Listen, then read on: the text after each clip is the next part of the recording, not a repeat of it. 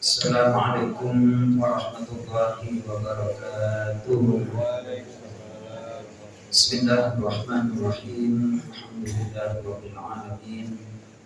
Allahumma shalli wa sallim wa barik ala sayyidina Muhammadin wa ala alihi wa sahbihi ajma'in.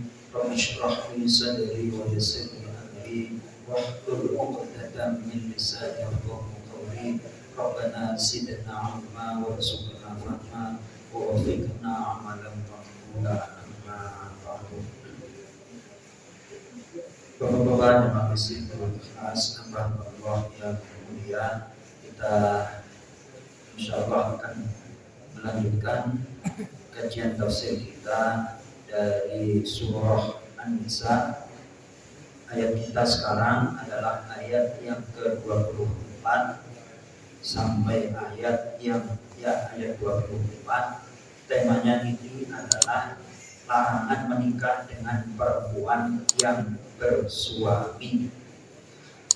Di pas masuk juz yang kelima, awali dengan membaca Al-Quran surat Al-Fatihah, dan kami sampaikan saudara kita jemaah masjid Nurul Ikhlas Bapak Ali Sudin insyaallah besok akan menunaikan ibadah umroh, mudah-mudahan dimudahkan ibadah umrohnya, sehat lahir batin, pergi dan pulangnya senantiasa mendapatkan perlindungan dari Allah Subhanahu wa taala. Selanjutnya ada saudara dari Bapak Ihsan yang bernama Bapak Supriyanto yang sakit, sekarang dirawat di rumah sakit Cipto, di kanker stadium 4. Tentunya kita berdoa memohon kepada Allah Subhanahu wa taala dengan permohonan yang terbaik untuk kesembuhan Bapak Supriyanto.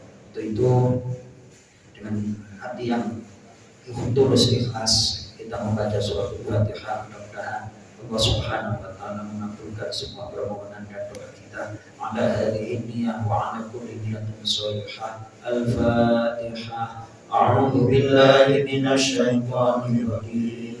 Bismillahirrahmanirrahim. Alhamdulillahi rabbil alamin. Ar-Rahmanir Rahim. Maliki yaumiddin. Iyyaka na'budu wa iyyaka nasta'in. Ihdinas siratal mustaqim. Siratal ladzina an'amta 'alaihim ghairil maghdubi 'alaihim waladdallin. Amin. Baik, kita baca ayatnya, ayat yang ke-24 halaman 82. A'udzu billahi minasy syaithanir rajim. A'udzu billahi minasy syaithanir rajim. Bismillahirrahmanirrahim. Bismillahirrahmanirrahim. Wal muhsanatu minan nisa'i illa ma malakat aymanukum. Wal muhsanatu minan nisa'i illa ma malakat aymanukum. Kitaballahi 'alaikum. Kitaballahi 'alaikum wa uhilla lakum ma wara'a dzalikum an tabtaghu bi amwalikum wa uhilla lakum ma wara'a dzalikum an tabtaghu bi amwalikum محسنين غير مسافحين. بأموالكم محسنين غير مسافحين. فما استمتعتم به منهن فآتوهن أجورهن فريضة. فما استمتعتم استمتعتم به منهن فآتوهن أجورهن فريضة ولا جناح عليكم فيما تراضيتم به من بعد الفريضة ولا جناح عليكم فيما تراضيتم به من بعد الفريضة إن الله كان عليما حكيما إن الله كان عليما حكيما Sadaqallahul azim wa sadaqa rasulun nabiyul karim wa nahnu ala dhalika minasyahidin wa syakirin walhamdulillahi rabbil alamin. Baik, sekali lagi temanya adalah larangan menikah dengan perempuan yang bersuami. Hubungan ayat 24 dengan ayat sebelumnya. Ayat-ayat yang lalu menyebutkan perempuan-perempuan yang haram dinikahi disebabkan hubungan nasab, persusuan, perbesanan, atau disebabkan oleh sebab yang khusus seperti menikahi saudara istri sehingga kedua bersaudara itu menjadi bersama-sama di madu. Maka dalam ayat ini Allah mengharamkan pula menikahi perempuan yang bersuami. Nah, kemarin ada obrolan yang menarik, ada yang bertanya kepada saya, Pak Ustadz, bagaimana menantu laki-laki ketika menyentuh ibu mertua batal apa enggak? Jawaban saya, ya enggak batal apa? Itu karena hubungan pertalian. Nah sampai segitunya batal Pak Ustadz menurut saya. Padahal perasaan dia itu enggak Pak. Saya sampaikan kasusnya adalah ini, mohon maaf saya ceritakan Pak Haji Naiman Rais, istri dari Pak Haji Naiman kemarin kan wafat. Nah kemudian beliau anak menantunya namanya Pak Hasan. Pak Hasan itu ikut memandikan ibunda mertua tercinta. Nah kemudian ada yang ikut memperhatikan. Nah, terus akhirnya jangan disentuh, udah disucikan, udah dimandi dan disucikan nanti batal. Nah, terus kata siapa itu Pak? Saya sampaikan demikian. Itu kata A. Nah, terus saya sampaikan satu, yang pertama, menantu itu tidak membatalkan wudhu apabila sudah bersentuhan. Itu namanya musoharoh. Itu ayatnya ini musoharoh itu perbesanan. Apalagi sudah statusnya menjadi anak, gak mungkin. Yang namanya membatalkan wudhu itu kan yang bukan mahram, yakni yang boleh dinikahi itu baru membatalkan. Masa anak menantu bersentuhan dengan ibu membatalkan wudhu? Nggak mungkin, karena itu udah nggak boleh dinikahi. Itu yang pertama. Yang kedua, yang mengatakan setelah disentuh itu membatalkan wudhu, Pak, yang namanya hukum itu dibebankan untuk orang yang mati apa orang yang hidup? Orang yang hidup. Jadi sholat, puasa, zakat itu dibebankan oleh orang yang untuk orang yang hidup, orang yang dibebani hukum. Sementara kalau orang yang sudah meninggal, jangankan sholat, mandi aja nggak bisa, makanya dimandiin. Jadi nggak ada keputusan hukumnya model seperti itu. Nah, ternyata orang yang ini pernah jumpa sama saya. Kasusnya sama. Ini kalau sudah mandiin, diwudhui, jangan disentuh nanti batal. Terus saya tanya, saya kejar, itu dalilnya apa, konsekuensinya apa? Terus saya berikan analogi, Pak, Bu, kayak gitu. Yang namanya beban itu adalah bagi orang yang masih hidup. Yang sudah mati itu tidak. Nah, kewajibannya kan cuma dimandiin, ya kan? Nah, ketika sudah mandi selesai, udah gak ada hukum lagi dia, sah atau batal, kayak gitu. Maka dari itu kadang-kadang tokoh itu kalau tidak berdasarkan ilmu bahaya maka Pak Isa. Tokoh itu kalau tidak berdasarkan ilmu kadang-kadang menetapkan status hukum itu blunder bahasanya. Ya Mas Toto ya, pakai istilah bola aja, blunder. Ya Pak Isa ya. Baik. Kemudian bukan blunder. Sehingga oleh seperti saudara istri, sehingga kedua bersaudara itu menjadi bersama-sama di maut. Maka dalam ayat ini Allah mengharapkan pula menikahi perempuan yang bersuami. Baik Pak Andra, dibaca, ayo. Bismillahirrahmanirrahim. Bismillahirrahmanirrahim. Wal muhsanatu,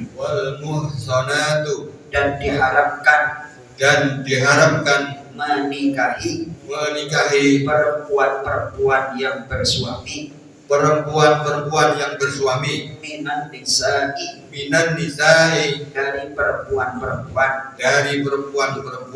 illa ma malakat aimanukum, kecuali para hamba sahaya, wanita yang kalian miliki, kitaballahi alaikum, sebagai ketetapan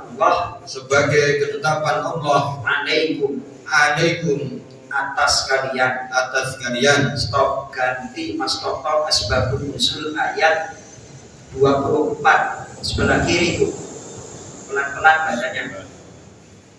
Abu Sa'id Al-Khudri radhiyallahu anhu menjelaskan bahwa Rasulullah SAW pada saat perang Hunain mengirim pasukan ke Autas, dan mereka mendapat beberapa wanita rampasan perang yang menjadi hamba sahaya. Para sahabat enggan untuk menggauli mereka karena mereka adalah wanita bersuami sebelumnya.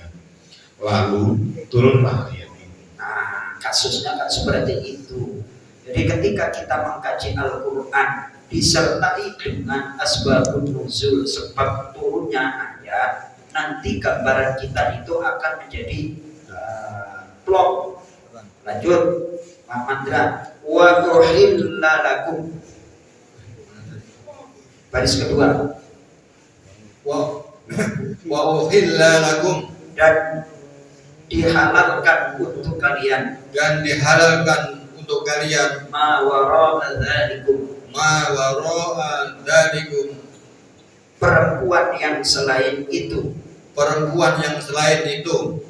antabtahu, bahwa kalian menikahi perempuan, mencari perempuan atau menikahi perempuan biamwalikum, dengan harta-harta kalian, yakni mahar, muhsinina, sebagai orang yang ingin mereka menikah, ghairu musafihin, bukan orang yang ingin berzina, bukan orang yang bukan orang yang ingin berzina. Jadi gini, Pak Mantra punya duit 5 juta, ya kan? Dan terus ngebet ingin cari perempuan lah, ya nikah. Nah kalau di puncak itu kan ada istilah kawin Kontrak. Itu yang nggak boleh, ya. Ternyata ayat ini ada korelasinya zaman now. Itu di puncak kan banyak tuh, ya kan? Masya Allah, punya duit 15 juta segala macam, kawin sebulan, habis itu selesai Pak Ihsan. Ya Pak Ihsan ya. Ya kalau model seperti itu ya jahiliyah itu. Jadi korban kesakitan nanti perempuan. Dan kalau hamil terus ditinggal pergi, gimana Mas Wawan? Punya anak. Kan cuma 15 juta, 5 juta enak. Habis itu yang terlunta-lunta siapa? Perempuan dan anaknya. Maka kawin kontrak kalau istilah umum bahasa agawanya apa? Itu diharamkan oleh Allah Subhanahu wa Ta'ala. Tapi setiap larangan ada yang nerobos apa enggak itu? Banyak yang kaidahnya seperti itu. Setiap larangan ada yang nerobos Pak Ihsan.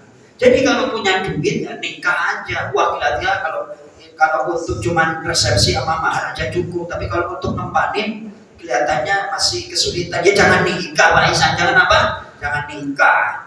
Kalau sudah punya ya 200 juta lah baru lirik-lirik lagi. Nah, terserah itu Pak Mandra. Tapi kalau pas-pasan udah deh apa namanya ngempet apa? Ya Mas Toto ya Mas Wawan ngempet aja besok di akhirat itu istrinya berjibun gitu apa berjibun banyak gitu. Masya Allah.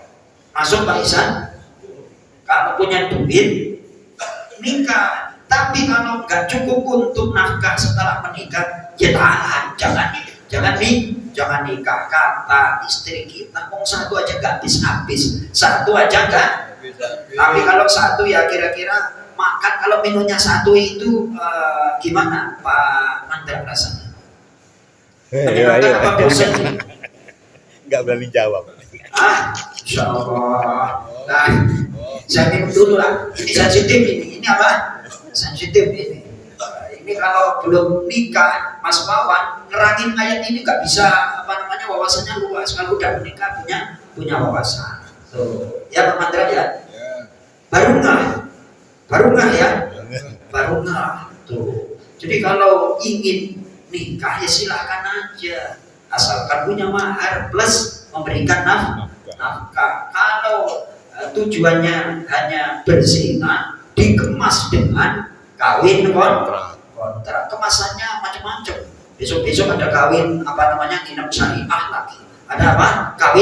Kawin syariah. Terus ada hotel syariah. Semuanya berlabel Pak Jimur kan. Silakan.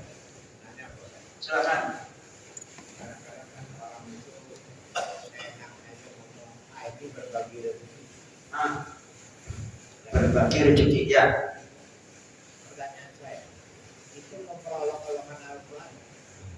Baik. Ada betul.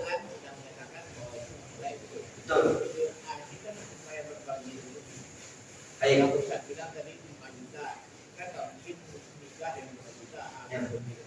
Berbagi rezeki mas sedekah. Baik.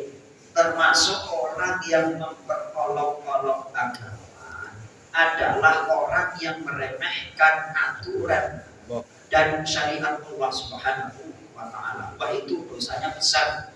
Dosanya mungkin lebih besar daripada orang yang berzina tapi dia tahu maksiat, tapi dia enggak apa namanya memperolok-olok. Nabi ini sudah tahu itu dosa tapi dikemas dengan kata-kata berbagi rezeki. Itu dosanya berlipat-lipat dan bisa mengakibatkan perkataannya itu ditiru oleh orang lain. Berlipat-lipat itu. Hati-hati terhadap kalau kita misalnya nggak sanggup dan segala macam ya sudah diem aja, jangan ngolok-ngolok, apalagi itu berkenaan dengan masalah hukum-hukum Allah. Wa may yu'azzim sya'airallahi fa innaha min taqwal qulub. Kita buka surah Al-Hajj, Pak Haji Mulkan. Kita buka surah Al-Hajj. Surah yang ke-22.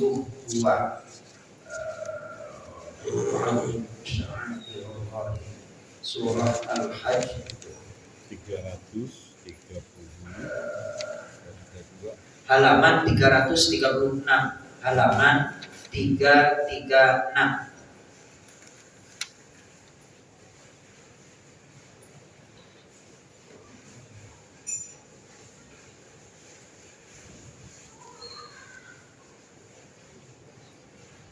baris ketiga dari atas, ayat 32, baris ketiga dari atas. Baik, kita baca. Bismillahirrahmanirrahim. Bismillahirrahmanirrahim. Dzalika wa man yu'azzim sya'airallah. Dzalika wa man yu'azzim sya'airallah fa innaha min taqwal qulub. Fa innaha min taqwal qulub. Dzalika, demikianlah, waman, dan siapapun, yu'azzim, yang dia memuliakan, dia mengagungkan sya'airallahi, syiar-syiar Allah. Terus syiar-syiar itu ditafsirkan adalah seperti masjid, tanah suci, hewan kurban, dan lain-lain. Itu mencakup adalah hukum-hukum Allah Subhanahu wa ta'ala.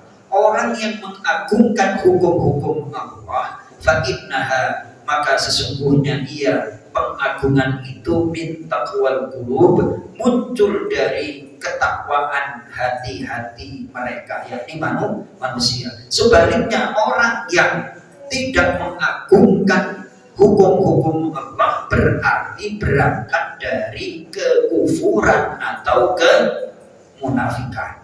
Itu namanya mafhum mukhalafah, pemahaman terbalik. Jadi sudah gak ada takwanya seperti itu, Pak Haji Mulkan. Orang kalau ngomong seperti itu gak ada takwanya sama sekali, gak mengagungkan, tidak memuliakan aturan-aturan Allah. Baik, saya minum dulu, Pak Haji Mulkan, sambil mencari ayat-ayat yang berkenaan dari pertanyaan Pak Haji Mulkan. Bismillahirrahmanirrahim. Ada?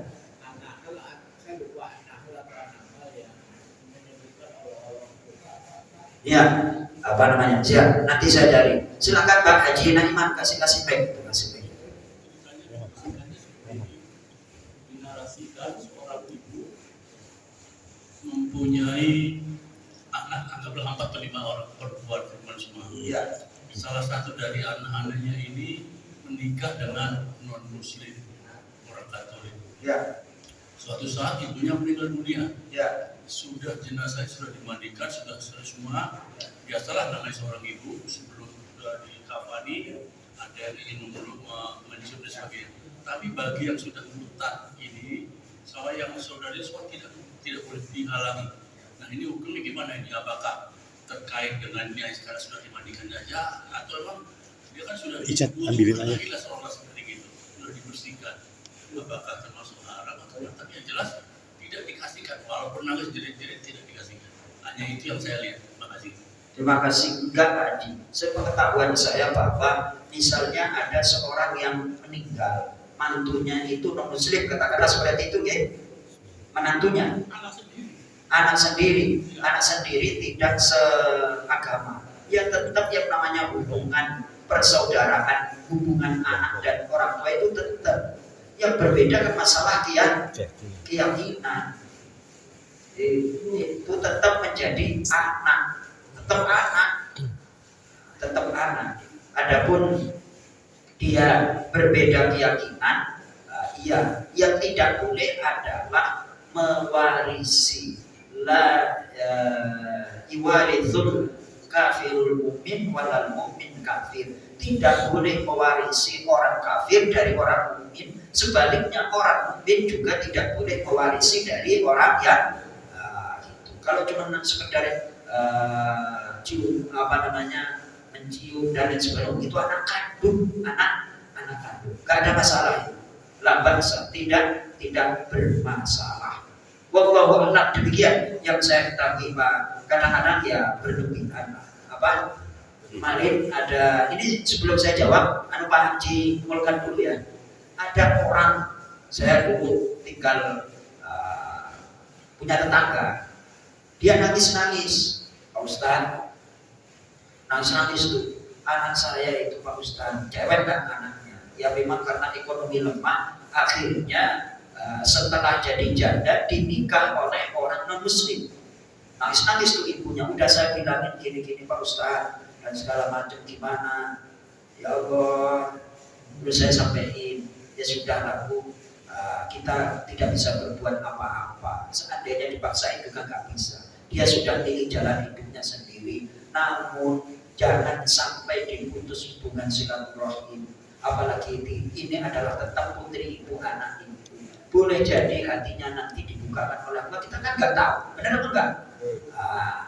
Doain aja Bu, dia sadar. Siapa tahu Allah aja masih menerima taubat selama masih sebelum nyawa di tenggorokan. Dan kita kok dan itu karena beberapa faktor sehingga dia memutuskan untuk ikut agama suaminya. Mungkin hati kecilnya jadi gak ingin, tapi gara-gara kepaksaan akhirnya gitu. Wallahu a'lam. Demikian Pak Haji Naiman. Untuk pertanyaan dari Pak Haji Kulkan berkenaan dengan orang yang merendahkan hukum-hukum Allah, seingat Pak Haji Kulkan, surah An-Nahl atau An-Nahl. Baik, Alhamdulillah.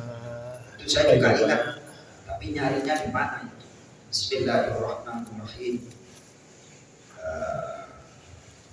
Baik, saya minum dulu. Ya, terima kasih Bapak.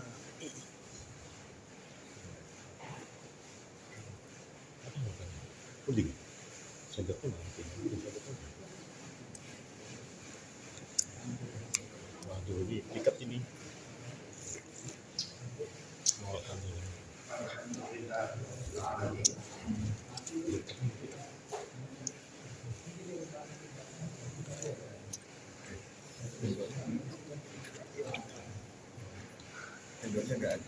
Oh, ada tuh. Ini Pak, ini Pak. Belum tak pakai. Udah. Istihza itu namanya, meremehkan hukum-hukum Allah Subhanahu wa Ta'ala.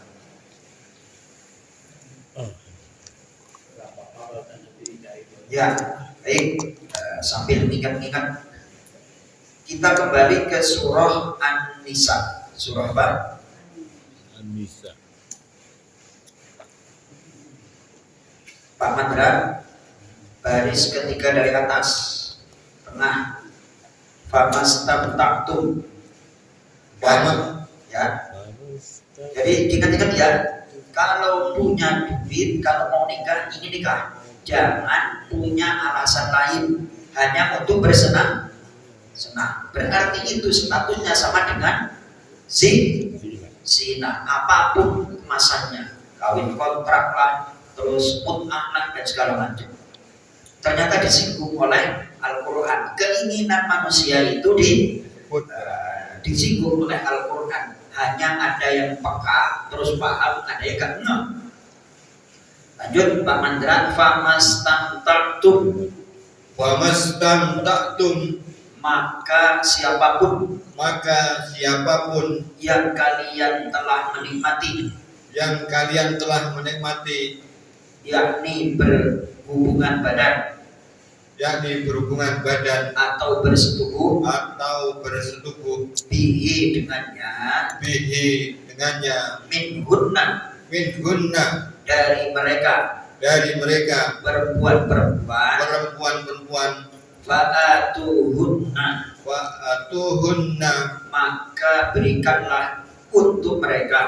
maka berikanlah untuk mereka para perempuan atau istri-istri ujurahunna mahar mereka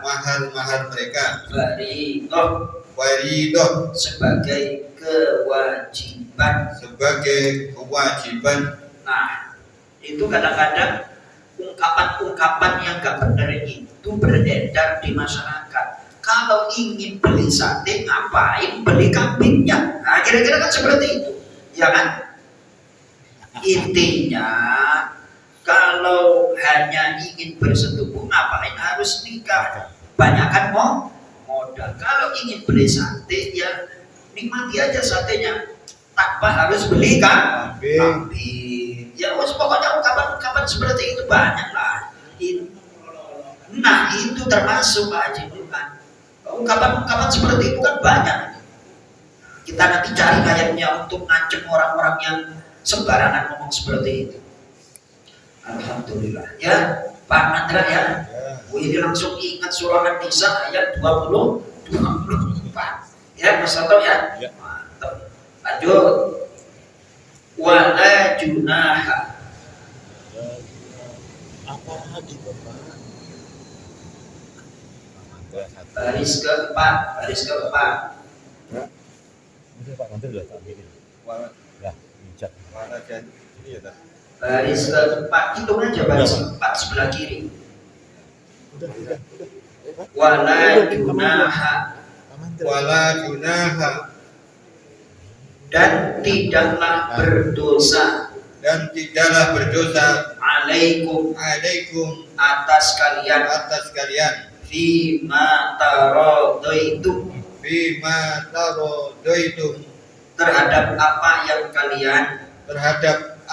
kalian saling merelakan baik menambah atau mengurangi bihi dengannya yakni mahar min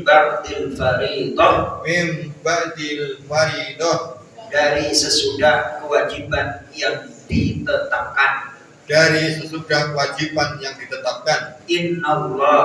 Innallaha sungguh Allah kana dia adalah aliman maha mengetahui hakiman maha bijaksana. Baik, ini saya akan baca tafsir dari Departemen Agama ayat yang ke-24.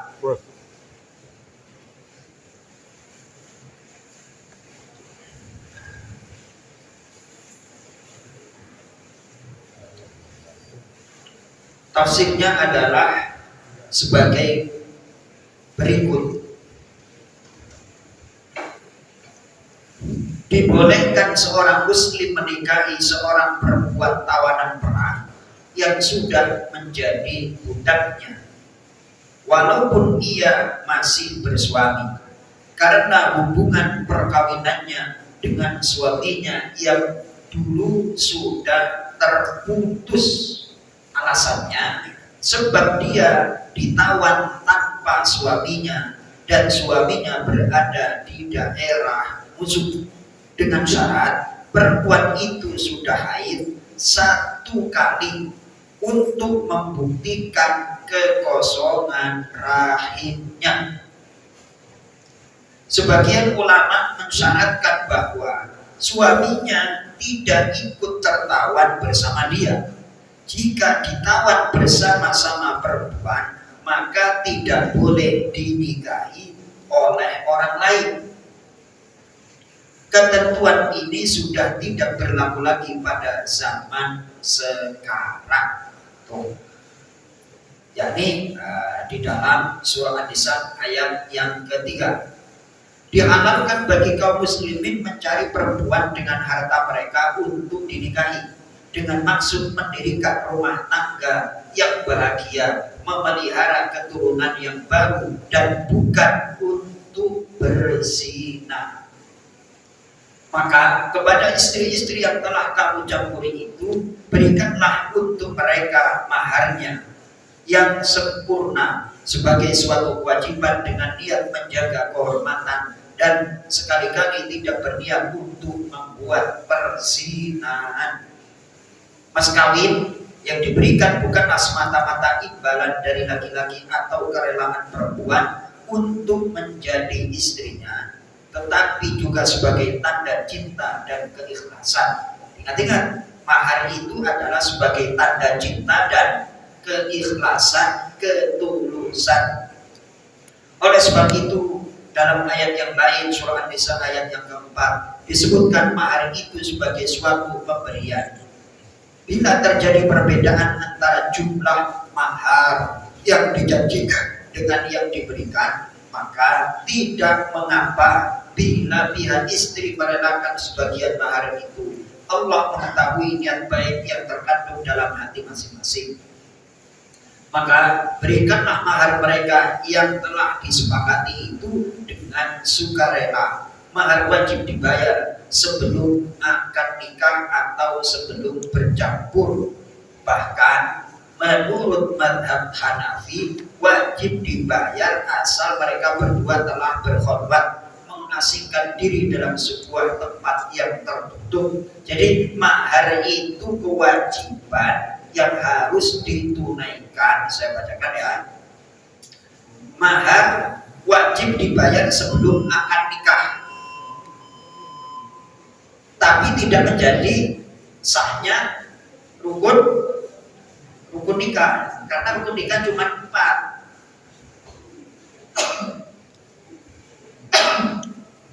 Ada mempelai pria, wanita, ijab, qabul. Mahar itu tidak termasuk rukun nikah, tapi wajib untuk diadakan. Silakan. Katanya tadi mahar harus ditunaikan sebelum ijab kabul. Ya. Tapi kalau yang kredit gimana, Ustaz? Nah, boleh. Utang, namanya apa? Utang dibayar separuh lagi. Gitu. Ini makanya kalau dalam masalah fikih seperti ini banyak perbedaan pendapat. Mahar wajib dibayar sebelum akad nikah, ya kan? Bayarannya full apa boleh dicicil. Nah, itu kan menjadi silakan baca dulu kan. Pak Heri. Tidak salah. Heri.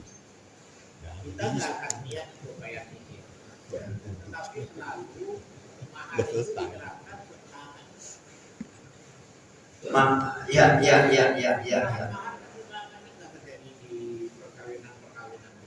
Nah, itu yang perlu kita ingatkan Pak Haji Ulkan. Biasanya mudzin atau petugas KUA yang menikahkan itu ngecek dulu sebelum ijab kabul, mana nih maharnya, kan harus dicek dulu. Nah, kadang-kadang orang yang nggak ngerti maharnya setelah akad nikah baru disodorin, itu terjadi. Itu yang boleh dikatakan kesalahan. Yang benar bagaimana? Sebelum ada ijab kabul dicek tuh nama, KTP dan segala macam. Baik, setelah urusan administrasi lengkap dari Pak Ihsan untuk istri yang kedua, saya tanya maharnya sudah ada apa belum Pak Ihsan? Sudah, mana maharnya? Tuh harus tetap ya. Setelah kelengkapan administrasi dari Pak Ihsan, ini untuk menikah, ya kan? Gak apa-apa, nanti motifnya mewakilkan akad ijab kabul ke saya, gak apa-apa, nanti saya nikahkan Pak Ihsan. Silahkan Mbak Hari. bicara semahal. Ya. Karena selesai. Ya. Wah, enggak sama. Orang yang mengucapkan selamat dan persembahan. Nah, terus istrinya hasilnya malah kasih ke suami jauh lebih besar dari jumlah maharnya. Oh, ada juga. Istrinya ngasih ke mempelai pria lebih besar dari maharnya, masya Allah. Nah, itu masuk dalam kategori kerelaan. Nihlah, kerelaan. Itu berarti istrinya sangat sayang sama suaminya. Itu pemberian. Tapi tetap yang wajib itu Pak Ihsan ngasih istrinya. Ini perlu diingatkan Pak Haji Ulkan. Fenomena seperti itu tidak jarang terjadi. Kadang-kadang mahar berupa cincin dan lain sebagainya itu baru disodorin sesudah akad nikah. Yang terucap itu kan cuma nominalnya Pak Ihsan, Pak Haji Ulkan. Tapi bendanya nggak ada di depan, harus disodorin. Harus emas, duit sekian harus ada. Nggak boleh yaitu menyangkut masalah sah atau tidaknya, saya yakin insya Allah masih tetap sah, namun kesalahan itu harus disodori terlebih dahulu. Saya pernah menjumpai model-model yang seperti itu, soalnya baru mau foto-foto di kalau misalnya mejanya kecil, ya sudah tampakkan dulu, yang penting dicek oleh petugas KUA itu, udah sah ini, baru digeser lagi, itu sudah ditampakkan. Ini penting, besok kita akan bahas lagi ini. Maka dari itu mut'ah itu adalah diharamkan. Ini saya baca ya, saya baca. Sebagian ulama menjadikan ayat ini sebagai dasar untuk menetapkan hukum nikah mut'ah, yaitu menikahi seorang perempuan dengan batas waktu tertentu, sehari, seminggu, sebulan atau lebih, yang tujuannya untuk bersenang-senang. Pada permulaan Islam diperbolehkan atau diberi kelonggaran karena Nabi melakukannya. Oleh Nabi Shallallahu Alaihi Wasallam melakukannya. Beliau mula-mula memberi kelonggaran kepada para sahabat yang pergi perang di jalan Allah untuk menikahi dengan batas waktu tertentu, karena dikhawatirkan mereka jatuh ke dalam perzinahan.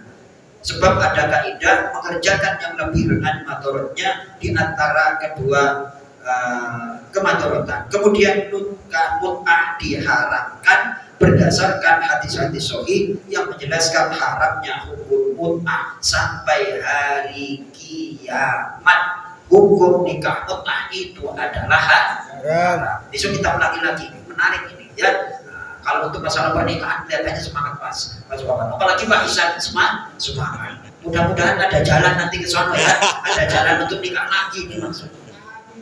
Mudah-mudahan bermanfaat. Kita tutup dengan doa kafaratul majlis. Subhanallahumma wa bihamdika asyhadu an la ilaha illa anta astaghfiruka wa atubu ilaik. Assalamualaikum warahmatullahi wabarakatuh.